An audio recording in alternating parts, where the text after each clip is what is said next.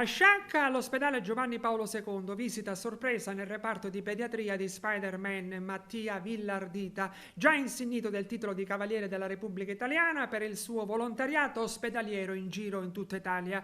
L'iniziativa è stata promossa in collaborazione con l'organizzazione di volontariato A Cuore Aperto, presieduta dal cardiochirurgo Giovanni Ruvolo, che nell'occasione ha donato ai bimbi ricoverati dei giocattoli.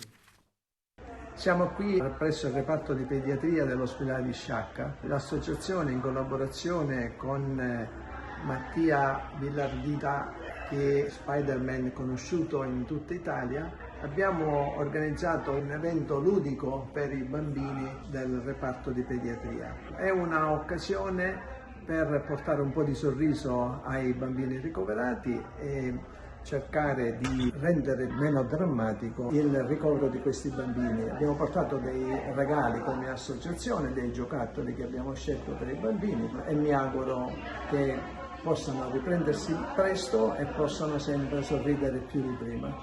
Io sono qui per, tra virgolette, un caso e tramite amici, insomma, della città dove sto io, che è Savona, quindi c'è questo collegamento Savona-Sciacca che ha voluto poi che portassimo a termine questa meravigliosa giornata, e ringrazio tutte le persone ovviamente che hanno consentito questo.